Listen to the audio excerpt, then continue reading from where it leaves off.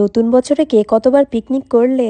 আমি তো এই বছর আর করিনি, কিন্তু আগের বছর করেছিলাম। হ্যাঁ, 30শে ডিসেম্বরে আমাদের পিকনিক ছিল। মামাদের সঙ্গে আমার পিকনিক করার কথা ছিল, যেহেতু আমার বর্তমানে ফ্যামিলির কেউ করছে না, তাই মামাদের সঙ্গেই করেছিলাম। মামা আমাকে বলেছিল সকাল সকাল যে 10টার মধ্যে ঢুকে যাবি। সেজন্য আমি স্নান টান করে রেডি সেডি হয়ে কিন্তু তাড়াতাড়ি করে চলে গেছিলাম, যেন বেশি লেট না হয়। বাট ওখানে গিয়ে কি হয়েছে সেটা একটু পর জানাচ্ছি। তো দেখো, টোটো করে আমি চলে এসেছি এখন মামাদের বাড়ির সামনেই। তো এদিক দিয়ে গিয়ে সোজা আমি এখন ঢুকে যাব।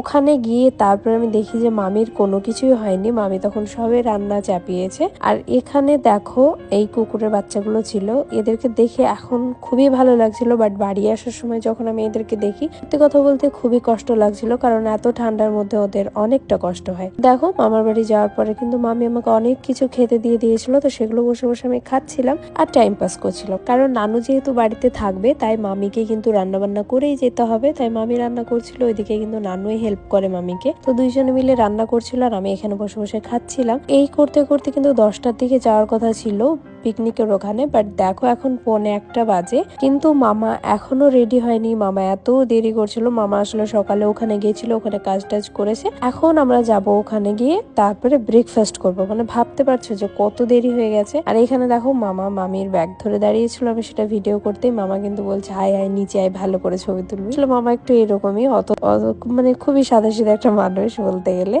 তারপরে ফাইনালি আমরা বার হই, তখন বাজে প্রায় 1:30। ভাবতে পারছো যে এতক্ষণ আমাকে বসিয়ে রেখেছিল।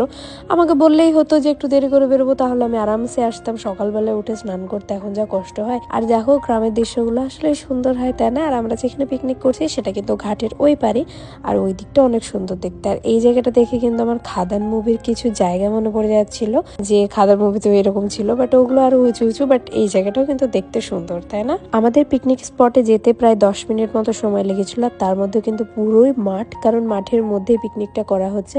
একদম রাস্তাগুলো ছিল খুবই সুন্দর। তো দেখো, ওখানে ঢোকার পরেই কিন্তু আমাদেরকে সাথে সাথে লুচি আর চিকেন কষা দেওয়া হয়েছিল। তো সেটা খাওয়ার পরে আমরা 1 কাপ কফি খেয়েছিলাম। বাট কফিটা আমি খেতে পারিনি, কারণ প্রচুর মিষ্টি ছিল। অতটা মিষ্টি কফি আমার একদমই পছন্দ না। মানে কফি তো নয়, ঠিক শরবতের মতো হয়েছিল আর কি। তো তারপরে আমরা একটু ছবি তুলবো বলে নামার চেষ্টা করছিলাম। তো এত উঁচু ছিল, বাপরে বাপ, নামাই কঠিন ছিল। তো দেখতে পাচ্ছ কতটা উঁচু, আর রাস্তাটা পুরো এবড়ো খেবড়ো, যার জন্য ভয় লাগছিল যে দুম করে পড়ে গেলেই গেল। তারপরে কিন্তু আসলে ছবি তোলার জন্য এতটুকু কষ্ট সবাই করতে পারে। তার মধ্যে চলে গেছিলাম রায়ের বাগানে, আর সেখানে ছিল পুরো একদম ফাটা ফাটা, মনে হচ্ছিল যেন ভিতর থেকে সাপ উঠে আসলে গেল। যাই হোক, ছবি তোলার জন্য তো যেতেই হবে। তো ওখানে গিয়ে অনেক ছবি তুলেছিলাম, ভিডিও করেছিলাম, সেগুলো তোমাদের সঙ্গে শেয়ারও করেছি আমি।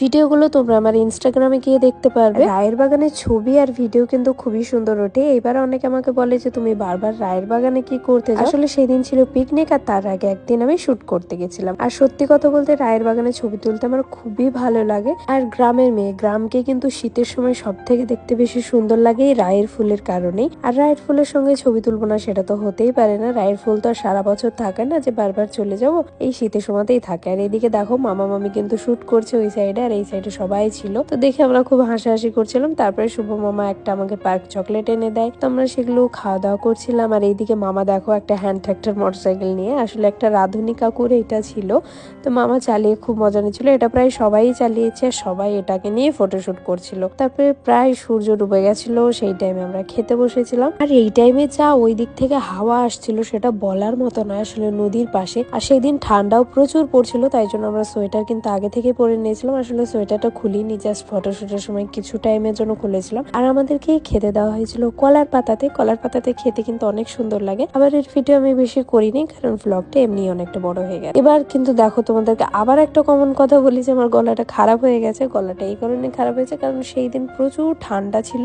তারপর থেকেই কিন্তু আমার গলা সেভাবে ঠিক হয়নি, যার জন্য আমি কিছুদিন থেকে তোমাদেরকে আর ভয়েস দিয়ে কোনো ভিডিও দিইনি। বাট আজকে ভাবলাম দিই। আসলে কোল্ড আমার অ্যালার্জি আছে, তাই অল্পতেই ঠান্ডা লেগে যায়। তো যাই হোক, দেখো রাত্রে কিন্তু ইটভাটাটা দেখতে অনেক সুন্দর লাগছিল, তাই তোমাদের সঙ্গে শেয়ার করলাম। তোমাদের কেমন লাগলো অবশ্যই জানিও। আজকের মতো এতটুকুই, দেখা হচ্ছে নেক্সট ব্লগে। ততক্ষণ সুস্থ থেকো, ভালো থেকো, টাটা।